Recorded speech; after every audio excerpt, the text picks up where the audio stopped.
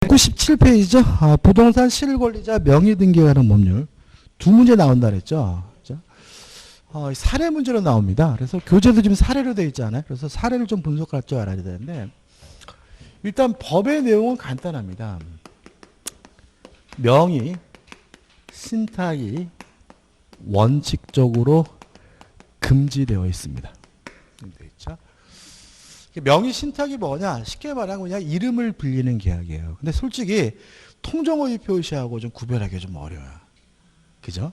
근데 우리는 그래서 어떻게 구별하냐면 학자분들은 구별 못한다 그러는데 법이 구별하고 있으니까 그냥 둘이 짜고 했다 그러면 통정허위 표시, 이름을 빌렸다 그러면 명의 신탁 이렇게 되는 거예요. 자, 금지되기 때문에 명의 신탁 약정은 무효입니다. 또 등기도 원칙적으로 무효예요. 근데 항상 무효냐? 예외가 있는데 계약 명의 신탁이고요. 매도인이 선이라면 그때는 등기가 유효할 수가 있어요. 그 다음 명의 신탁이 예외적으로 허용이 되는 경우가 있습니다. 부부간의 종중재산, 종교단체 재산이죠. 요 네 가지 경우에는 명의신탁이 예외적으로 허용이 돼요. 법에 있는 이게 전부예요. 뭐 우리가 경과 규정이나 또는 처벌 규정이 시험에 나올 건 아니기 때문에 요거 가지고 우리가 뭐를 분석할 줄 알면 되죠? 사례를 분석할 줄 알면 되는 거죠. 첫 번째 뭐가 나오죠? 양자간 명의신탁입니다.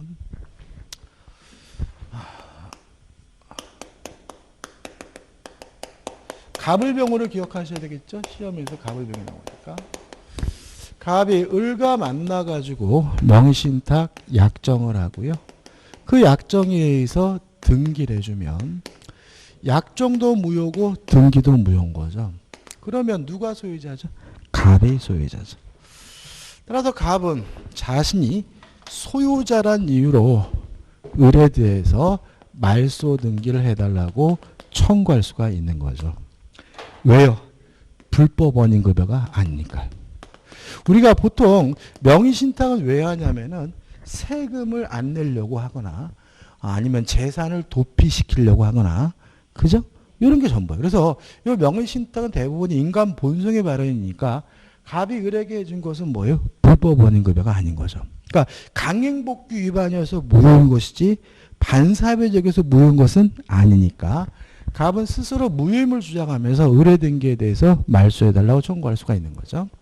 근데 을이 자기 앞에 등기된 것을 기하로 병한테 팔아먹고 병한테 이전 등기를 해주면 이 제3자는 선, 악, 불문하고 소유권을 갖는다.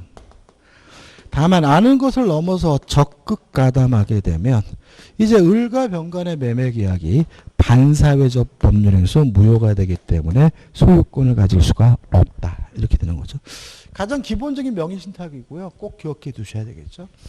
그 다음에 넘겨보신 이제 이게 뭐가 나오죠? 중간 생략 등기. 3자간 명의신탁이라고 합니다. 중간 생략 등기란 말은 안 하는데 3자간 명의신탁 또는 중간 생략형 명의신탁이라고 해요. 자, 이런 얘기입니다. 갑이 을과 병과 만나서 매매 계약을 했어요. 매매 계약을 하면 병이 누구였어요? 매도인이겠죠. 근데 직접 자기 앞으로 등기해 놓기가 뭐 해가지고요. 을과 만나서 명의신탁 약정을 하고 매도인이 병에서 을로 직접 등기가 이루어졌다면 세 명이 했다 그래서 3자간 명의신탁. 그 갑을 거치지 않고 바로 등기됐다 그래서 중간 생략형 명의신탁 이런 말을 써요. 결론은요. 약정도 무효고 등기도 무효입니다. 따라서 매도인에게 아직도 뭐가 있는 거죠? 소유권이 있는 거죠. 따라서 병은 자신의 소유권을 이유로 을의 등기에 대해서 말소해달라고 청구할 수가 있어요. 그죠? 근데 문제는 갑과 을 간의 관계가 무효이기 때문에 갑이 을에게 직접 이전 등기나 말소해달라고 뭐 할 수는 없어요? 청구할 수는 없는 거죠. 여기서 유효한 게 하나 있는데 이게 키인데 요 갑과 병 간의 매매 계약은 유효한 거죠. 따라서 갑은 병에게 이전 등기해 달라고 요구할 수 있는 뭐가 있어요? 채권이 있는 거죠. 누구에게? 병에게. 따라서 갑은 병의 소유권을 대위 행사할 수는 있죠. 따라서 갑은 병을 대위해서 의뢰 등기를 말소시킨 후 이전 등기 받으면 그때 비로소 뭘 갖게 돼요? 소유권을 갖고요. 물론 을이 자기 앞에 등기된 것을 기회로 또다시 정한테 팔고 정한테 이전 등기를 해주면 정은 선악 불문하고 소유권을 갖고요. 아는 것을 넘어서 적극 가담하면 소유권을 갖지 못한다는 것은 똑같습니다. 실제로 시험에는 이 삼자간 명의신탁이 제일 많이 나와요. 키가 되는 것은 뭐냐면 요 갑과 병 간의 매매 계약이 뭐예요? 유효하다. 이게 키가 되는 거죠. 그다음 계약 명의신탁이죠. 요 계약 명의신탁은 두 가지로 좀 나눠질 것 같아요.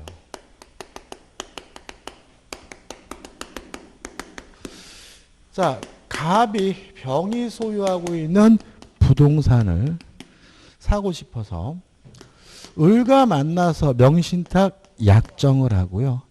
내가 돈을 줄 테니까 네가 직접 사라. 위임까지 해가지고 을이 병과 만나서 매매 계약을 하고 병에서 을로 직접 등기가 이루어졌다면 명의수탁자가 매매 계약까지 직접 했기 때문에 우리가 계약 명의신탁이라고 하는 거죠. 자, 그래서 좀 생각해 볼 것은 뭐냐면 자, 이 갑을 가는 명의신탁 약정은 변함없이 무효예요. 무효. 이것도 잘 나와요. 무효입니다. 등기도 원칙적으로 무효인데 만약에 매도인이 선이라면 등기가 유효하다는 게 유효하다는 점이죠. 따라서 을은 확정적으로 뭘 갖게 되냐면 소유권을 취득하게 돼요. 다시 말하면 약정은 명의신탁의 종류와 상관없이 무효인데 등기는 원칙적으로 무효지만 계약 명의신탁이고 매도인이 선이면 뭐가 되는 거죠? 유효가 되는 거죠. 따라서 을은 확정적으로 소유권을 갖습니다. 따라서 갑은 을에게 소유권 자체를 반환해달라고 이전해달라고 청구할 수는 없어요. 을 거니까. 다만 위임하면서 지급한 그 매매 대금에 대해서만은 부당이득으로서 뭐 받을 수 있어요? 반환받을 수가 있다. 이 결론인 거죠. 근데 하나 더 기억해야 되는 이유가 뭐냐면 자, 이게 자꾸 나옵니다. 갑이 을과 만나서 약정을 하고 위임을 해가지고 병이 소유하는 부동산에 대해서 매매 계약을 한 것이 아니라 경매를 통해서 을 앞으로 이전 등기가 된 경우예요. 여기서 좀 생각해 볼 것은 뭐냐면 경매는 누가 하는 거죠? 법원이 하는 거죠. 따라서 매도인인 채무자가 명의신탁 사실에 대해서 알았는지 몰랐는지는 고려할 필요가 없는 거죠. 따라서 우리 판례는 경매의 경우에는 매도인이 선이든 악이든 따지지 않고 요 등기가 항상 뭐예요? 유효하기 때문에 을은 확정적으로 소유권을 취득한다는 것까지 꼭 기억해 두시기 바라고 최근에 요 경매에 대한 계약 명의신탁에 대해서 시험 문제 아주 잘 내고 있으니까 잊지 마시기 바랍니다. 이해되시죠? 그죠? 마지막으로 네 번째 유효한 명의신탁이죠. 시험에 작년에도 나왔죠. 그러니까 이게 보시면 어떻게 나오냐면 삼장한 명의신탁이나 계약 명의신탁 중에서 하나 그 다음에 유효한 명의신탁에서 둘 이렇게 내거나 아니면 둘 중에 하나만 내거나 이렇게 되는 거예요. 자, 한번 생각해 보죠. 갑이 을과 만나가지고 명의신탁 약정을 하고 갑이 을에게 등기를 해줬는데 갑과 을이 부부예요. 또 세금 포탈과 같은 불법한 목적이 없다면 약정도 유효하고 등기도 유효한 거죠. 그러면 누가 소유인지가 대단히 애매합니다. 왜냐하면 진짜 준 게 아니라 이름을 빌린 거잖아요. 그러면 여전히 갑의 소유라는 논리가 생기고요. 갑에서 을로 이루어진 등기가 유효잖아요. 그러면 을의 소유라는 문제가 생기거든요. 그래서 유효한 명의신탁에 대해서 우리 판례는 대내적 관계와 대외적 관계를 나눕니다. 대내적으로는 진짜 준 게 아니라 이름을 빌린 거니까 신탁자인 갑에게 아직도 소유권이 있고요. 대외적으로는 등기가 유효하니까 수탁자에게 소유권이 있다는 게 우리 판례 입장입니다. 따라서 등장인물이 중요해져요. 그러니까 갑과 을 두 사람만 등장한다면 갑의 소유라고 생각하시면서 문제를 푸시는 거고, 병이 등장한다면 을의 소유라고 생각하시고 문제를 풀면 되는 거예요. 그래서 우리 병과 만나서 매매 계약을 하고 이전 등기를 해주면 이 병은 선악 불문하고 소유권을 가져요. 왜냐하면 대외적으로 누구 거예요? 을 거니까요. 따라서 이때는 갑은 어떻게 해야 돼요? 병이 선악불문하고 소유권을 취득하는데 갑의 입장에서는 을은 내 물건 팔아치운 놈이죠. 따라서 갑은 을에게 불법행위를 원인으로 뭐 하는 거죠? 손해배상을 청구하는 거예요. 왜요? 갑을 두 사람끼리는 누구 거예요? 갑 거고, 대외적으로 누구 거예요? 을 거니까 이런 일이 생기고, 다만 병이 아는 곳을 넘어서 뭐 하면요? 적극 가담하면 을과 병 간의 매매가 반사회적 범위의 무효이기 때문에 소유권을 취득할 수는 없어요. 여기까지 정리하시면 되겠죠. 그러면 명의신탁 부동산 실명법은 끝이죠. 그래서 총 4가지로 나눠서 정리하시면 돼요. 우측에 보시면은 2번 실명법 적용의 배제와 특례 가지고 마지막 뭐가 나옵니까? 유효한 명의신탁이 나오니까 복잡하게 나와 있지만 실제로는 뭐가 됩니까?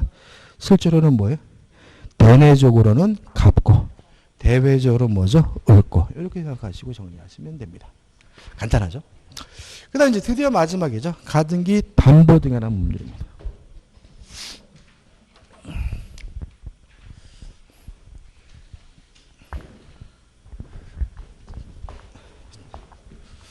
자, 가등기 담보 등에 관한 법률은 먼저 개념부터 생각을 해보자고요.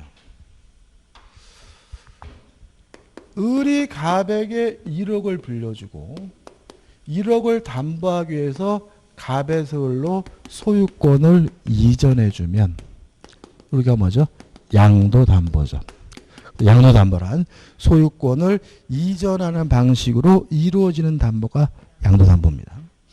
근데 만약에 매매를 원인으로 소유권을 이전했다면 이게 뭐가 돼? 매도담보가 되죠. 저번 주에 쪽이죠.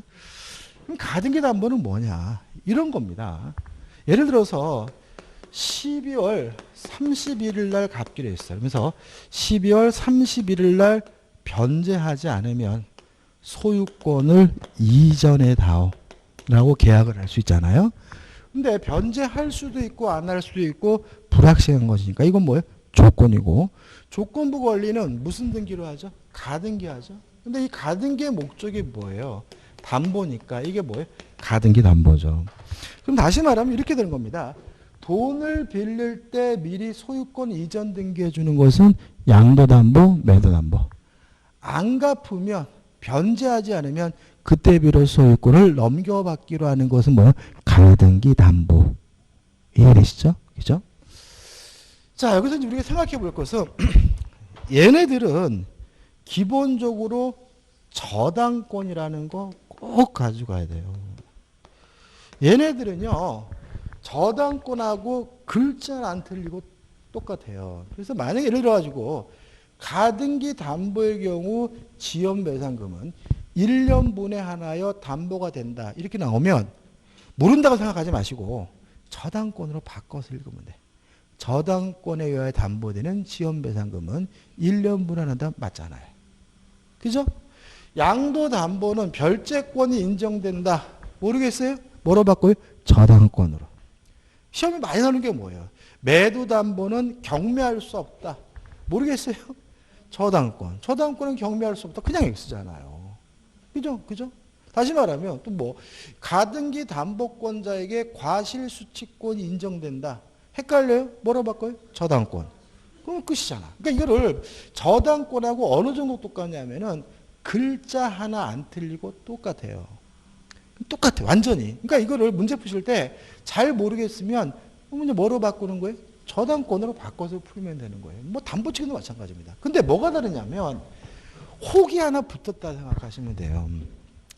권리 취득에 의한 실행을 할 수도 있는 특수한 저당권이 가등기 담보, 양도 담보, 매도 담보다. 이렇게 기억하시는 거고, 권리 취득에 의한 실행, 이 부분은 뭐가요? 가등기 담보법에 적용되는 거고, 나머지는 다 뭐예요? 민법의 저당권에 관한 부분이 적용되는 거죠. 자, 한번 생각을 해볼게요.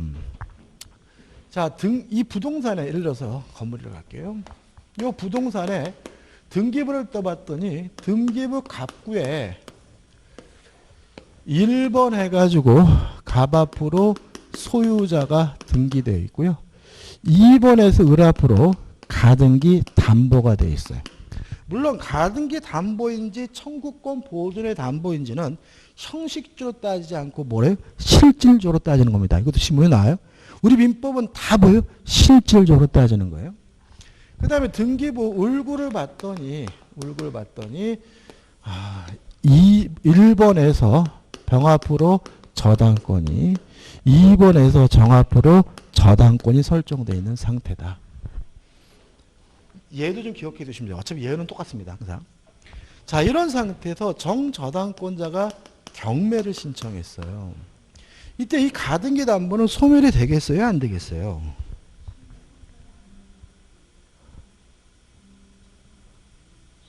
소멸된다. 왜요? 방금 그랬잖아요. 저당권하고 글자는 안 틀리고 똑같아.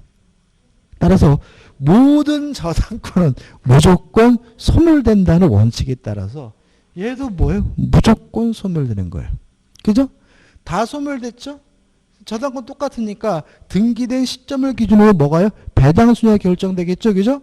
근데 문제는 여러분들 아마 공시법 시간에 동구는 순위번호, 별구는 접수번호. 그죠? 다시 말하면 이렇게 구가 다를 때에는 순위번호 가지고는 우유를 따질 수가 없고 뭐까지 봐야 돼요? 접수번호까지 봐야 되는 거죠. 접수번호를 봤더니 만약에 이 순서가 병이 1순위고 을이 2순위고 정이 만약에 3순위라면 경매가 이루어지게 되면 무조건 다 소멸하게 되고 병, 을, 정의 순서로 뭐죠? 배당을 받게 된다. 여기까지가 실제로 여기서도 지문이 한 두 개는 나와요. 그죠? 가등기 담보, 양도 담보, 매도 담보는 뭐라고요? 저당권. 글자 하나 안 들리고 똑같다. 그죠? 여기서 이제 우리가 가담법 볼 거예요. 자, 우리 교재 보시면 적용 범위가 나옵니다. 자, 가등기 담보법의 적용 범위에 대해서 좀 생각을 해보면 이게 좀 재밌는 것 같아요. 일단 이 가등기 담보법은 왜 만든 법이냐면 사채업자를 규제하기 위해서 만든 법이었어요. 그러니까 그때 당시 사회적 배경이 뭐냐면 사채업자들이 비전형담보, 양도담보, 매도담보, 가등기 담보를 이용해가지고 폭리를 취하는 것들이 사회적 큰 문제였어요. 그것을 규제하기 위해서 만든 법이에요. 그래서 가등기 담보법은 첫째, 소비대차 계약으로부터 발생한 채권에 대해서만 적용이 됩니다. 왜냐하면 사채업자를 규제하기 위한 법인데 사채업자는 뭐 하는 사람이죠? 돈 빌려주는 사람이죠. 돈 빌려주는 계약이 뭐예요? 소비대차잖아요. 따라서 사채업자라고 법을 쓸 수는 없으니까 뭐라고요? 소비대차 계약에 의한 발생한 채권이죠. 그래서 공사대금 채권 가담법 적용되지 않아요? 매매대금 채권 가담법 적용되지 않습니다. 오로지 소비대차 계약으로부터 발생한 채권에 대해서만 적용돼요. 그 다음에 두 번째, 가등기 담보뿐만 아니라 양도담보, 매도담보에도 적용이 되는데 주의하실 것은 부동산에 대해서만 적용돼요. 동산에 대해서는 적용하지 않습니다. 물론 가등기 담보는 동산에 대해서 할 수는 없겠죠. 그렇지만 양도담보, 매도담보는 동산에 대해서도 할 수가 있는데 뭐에 대해서만요? 부동산에 대해서만 적용이 되죠. 그다음 세 번째, 목적물의 가액이요. 뭐보다 더 커야 되냐면 채권액보다 더 커야 됩니다. 자, 왜냐하면 사채업자들의 폭리를 규제하기 위한 법이잖아요. 근데 예를 들어서 빌려준 돈은 1억이고 가등기 담보가 설정된 부동산이 8천만 원이에요. 규제할 필요가 없어요. 왜냐하면 먹어봤자 사채업자가 이득이 안 생기잖아요. 근데 만약에 빌려준 돈이 1억인데 목적물의 가액이 만약에 2억이라면 규제해야죠.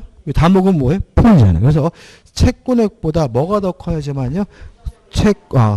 목적물의 가액이 초과된 경우만 적용되죠. 이 세 가지를 기억하시면 돼요. 그래서 교재 보시면은 1번 가등기 담보뿐만 아니라 양도담보, 매도, 환매라고 나왔는데 환매로 기억하지 마세요. 그죠? 매도담보로 기억하는 거 그죠? 매도담보에도 적용된다. 환매는 매도담보 일종인 것이지 환매가 매도담보 전부는 아니죠. 그 다음 우측에 보시면 2번에서 제외되는 게 있어요. 전세권, 저당권, 질권을 목적으로 하는 계획은 배제돼요. 왜 그런 거죠? 이게 자체가 담보물권이니까. 중요한 건 아니고. 그 다음에 3번 해가지고 소비대차 계약으로부터 발생한 채권이어야 되니까 1. 매매대금 확보를 위해서 한 경우는 적용되지 않는다. 2번도 마찬가지고 3번도 마찬가지죠. 그 다음에 4번 목적물의 가액이 뭐보다 커야 돼요? 채권액보다 커야 된다. 그래서 기억할 것은 세 가지인 거죠. 그죠? 소비대차 계약으로부터 발생한 채권일 것. 가등기 담보, 양도 담보, 부동산에 대해서 동산은 적용되지 않고요. 목적물의 가액이 뭐보다 커야 됩니까? 채권액보다 커야 된다. 그 다음에 가등기 담보권의 일가 나오고 성질 옆에다 뭐라고 적어놓으면 돼요? 저당권과 동일. 욕심 같으면 저당권과 글자 하나 틀리고 똑같다. 그죠? 그래서 1번 경매할 수 있고요. 뭐 또 있습니까? 우선 변제권 있죠. 그 다음 넘겨보시면 뭐 나머지 읽을 필요 없어요. 뭐 물상대의성이니 뭐 이렇게 나오잖아요. 근데 결국 뭐예요? 저당권과 글자 하나 틀리고 똑같다.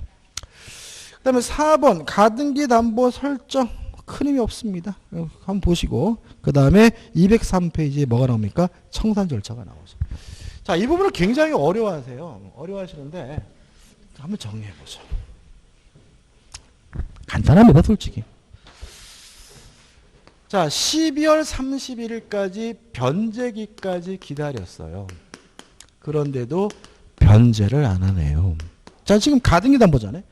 12월 31일 날 변제 안 하면 소유권을 이전받겠다잖아요.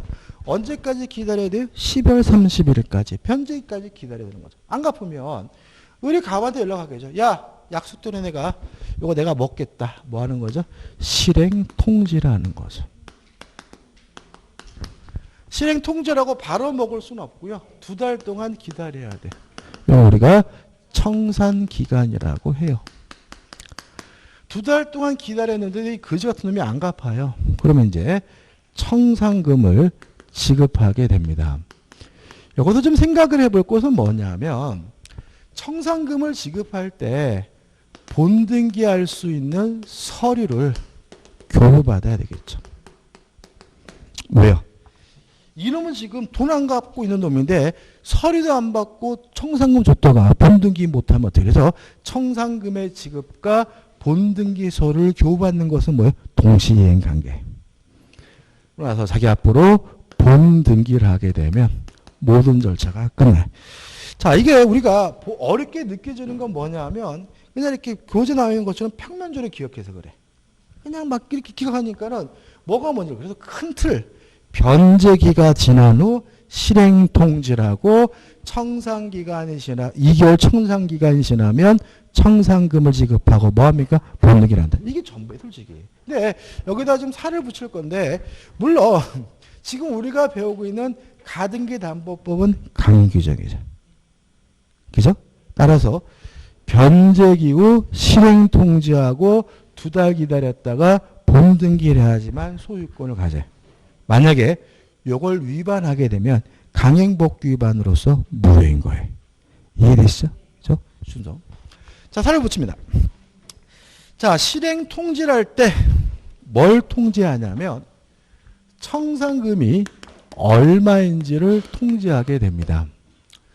청산금은 어떻게 계산이 되냐면 목적물의 가액에서 자신이 받을 채권액, 자신의 채권액과 선순위 권리자가 받을 채권액을 합산해서 공제하게 됩니다.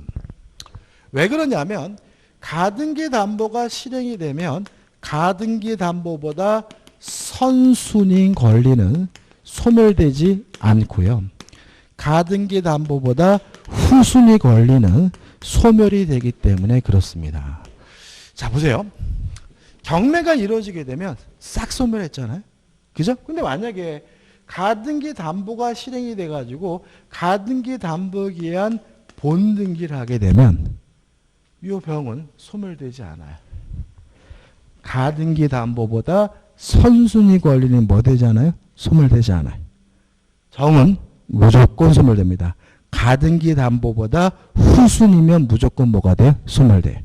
이해되시죠? 자, 한번 생각해 보자고요. 자, 지금 을이 갑한테 빌려준 돈이 얼마예요? 1억이죠. 근데 목적물의 예를 들어서 1억 8천이라고 가정을 해볼게요. 그리고 병이 갑에게 빌려준 돈이 예를 들어서 4천만 원, 정이 갑에게 빌려준 돈이 5천만 원이라고 가정을 해볼게요. 그럼 만약에 을이 가등기에 기해서 본등기를 하면 병이 소멸되지 않고 남는다는 말은 얘가 안 갚으면 경매한다는 얘기잖아요. 따라서 을은 내가 받을 돈 1원만 공제하면 안 되고 선순위 권리자가 받을 돈 4천만 원도 뭐죠? 합산해서 공제해야 된다. 왜냐하면 병은 남아있으니까 병한테 누가요? 을이 돈을 갚아야 되니까요. 그래서 목적물의 가액이 지금 얼마였죠? 1억 8천이었다면 청산금은 얼마가 되는 거죠? 4천만 원이 되는 거죠. 4천. 이해되시죠? 그죠? 그 다음에 문제는 또 뭐냐면 이 목적물의 가액을 계산해야 되거든요. 목적물의 가치를 평가해야 돼요. 이것에 대해 우리 판에는 객관적인 방법일 필요는 없다. 주관적, 임의적으로 평가하는 것도 가능하고도 유효하다는 것이 우리 판례 입장입니다. 여러분들이 부동산 학교 시간에 감정평가 배우잖아요. 그거 필요 없어요. 그냥 우리 부동산 한 번 전해가지고 요새 그거 얼마나 해요? 1억 한 8천. 알았어요. 그럼 끝이에요. 그리고 이것이 객관적 가치에 미달됐더라도 실행 통지로서는 가능하고도 유효하다는 것이 우리 판례 입장이에요. 시험에 잘 나옵니다. 자, 그 다음에 다 했어요. 자, 실행 통지를 누구한테 하느냐? 채무자에게 한다.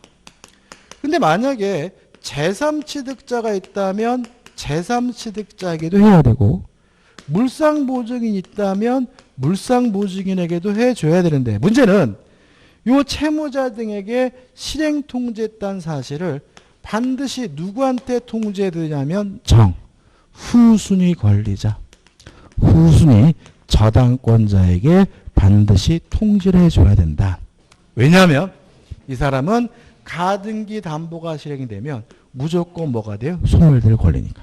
만약에 지들끼리 수톡도 해가지고 돈 나눠갖고 날라버리면 정은 무조건 소멸되는데 돈도 못 받잖아요. 그래서 반드시 정에게 뭘 해야 돼요? 통지했다는 사실을 통지를 해줘야 돼요. 근데 정이 받으니까 지금 정이 받아야 될 돈은 얼마예요? 5천만 원인데 청산금이 얼마래요? 4천만 원. 그때 이런 자식이 꽁꾸러 먹으려고 해? 액수 가지고 다툴 수는 없습니다. 이것도 시험이 잘 나요. 후순위 권리자는 수액, 액수 가지고는 뭐 할 수는 없어요? 다툴 수는 없고요. 요 청산금의 액수가 마음에 안 든다면 2개월이라는 청산기간 내에 경매를 청구할 수가 있고요.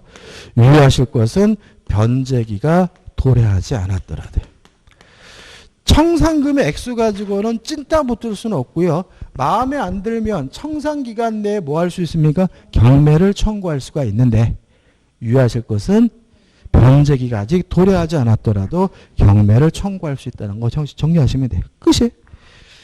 자, 요거를 머릿속에 기억하시고 교재에 나온 내용 한번 꼼꼼히 좀 읽어보시면 돼요. 간단합니다. 그죠? 간단해요.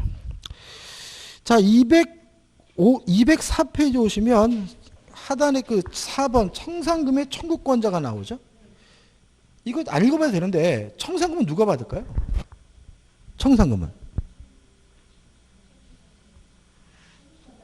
채무자도 받고 중요한 사람이 이 사람이죠.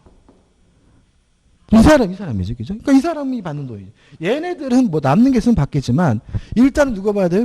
후순위 권리자들이 청산금이 받는다는 거 꼭 기억해 두시고, 그 다음에 우측에 소유권의 취득인데 가등기 담보권자는 본등기래야 소유권을 갖죠. 양도담보 매도담보권자는 청산금을 지급하면 소유권을 갖는다. 왜요? 양도 매도담보는 이미 자기 앞으로 뭐가 등기가 되어 있잖아요. 그러니까 등기가 되어 있으니까 양도담보 매도담보권자는 청산금을 지급하는 순간 소유권을 갖겠죠. 법정지상권 큰 힘이 없고 그 다음에 채무자 등의 가등기 말소 청구가 나오죠. 여기까지 하면 이제 끝나요.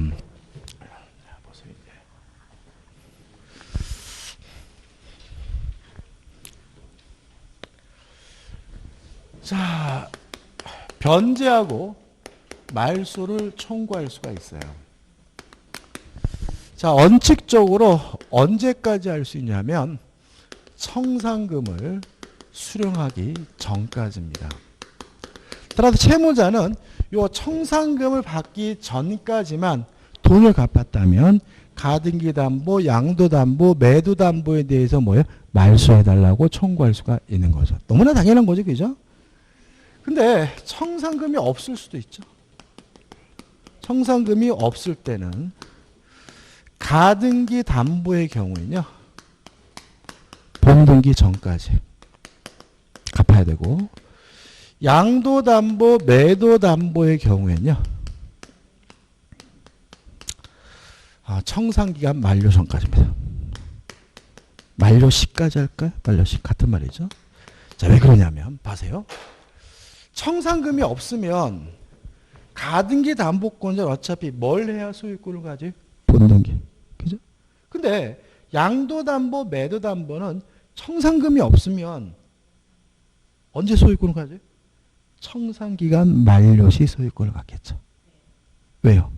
이미 본등기가 되어 있으니까. 그래서 결국은 청산금이 없다면 담보권자가 소유권을 취득하기 전까지 돈을 갚으면 돼요. 그래서 가등기 담보라면 본등기 전까지, 양도 매도 담보라면 청산기간 만료 시까지 뭐 하시면 돼? 뭐 하면 되죠? 갚으면 변제하고 말소해달라 청구할 수가 있는 거죠. 다만 변제기로부터 10년이 이미 경과됐거나 또는 선의의 제3자가 권리를 취득한 상태라면 이때는 변제하고라도 말소해달라고 청구할 수가 없다.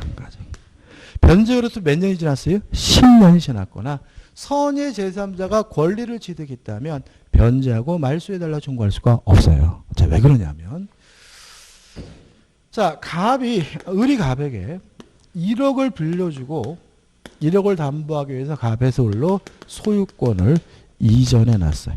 이전 등기를 해준 거예요. 이게 뭐죠? 양도담보잖아요. 근데 을이 자기 앞에 등기된 것을 기하로 병한테 팔아먹고 병한테 이전 등기해줬을 때 이 병은 선이면 소유권을 갖고요. 악이면 소유권 가질 수 없다는 입장입니다.